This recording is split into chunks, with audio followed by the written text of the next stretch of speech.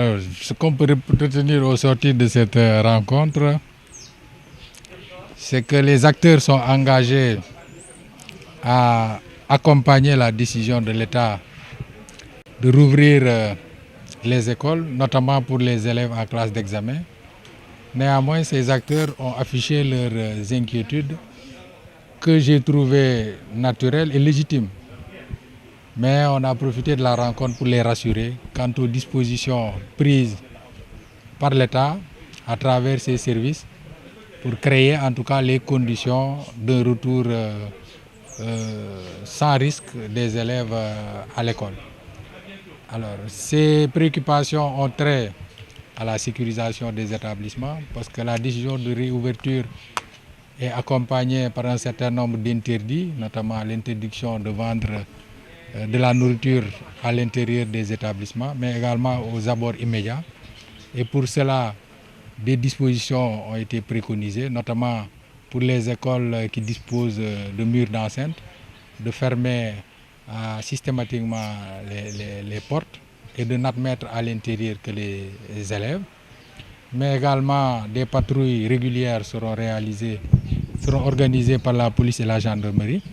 Mais nous avons demandé aux acteurs de chaque établissement de se positionner en tant qu'élément de la sécurité. Et c'est comme ça que nous parviendrons en tout cas à créer les conditions de sécurité optimales pour permettre aux élèves d'apprendre sans risque. Bien entendu, en sus des mesures de distanciation physique, du port obligatoire du masque, mais également la mise en place de dispositifs de lavage des mains.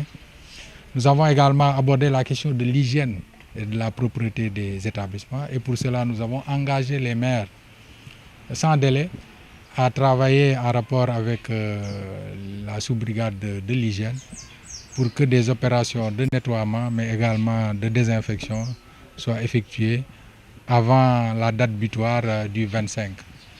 Alors les acteurs ont posé le problème du retour des enseignants et des élèves qui étaient partis à la suite de la décision de fermeture des écoles. Et là, on les a rassurés parce que le gouvernement, à travers les ministères de l'Intérieur, du transport terrestre, mais également de l'éducation nationale, sont en train de prendre les dispositions appropriées pour faciliter dans la période du 18 au 28 mai le retour de ces acteurs de l'école. Donc pour trouver une solution à ce problème, il a été retenu de faire en sorte que chaque classe ne dépasse pas 20 élèves.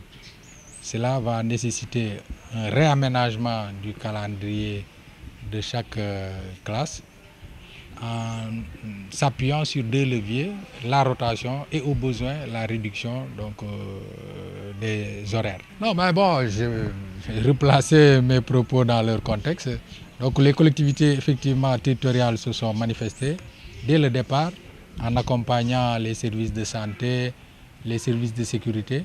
Mais là, leur intervention est cruciale parce que tout ce qui est action de désinfection, de nettoiement, doit être mené par ces collectivités territoriales en rapport avec les services concernés. C'est pourquoi nous les invitons à davantage d'intervention pour accompagner l'État dans cette décision de réouverture des classes.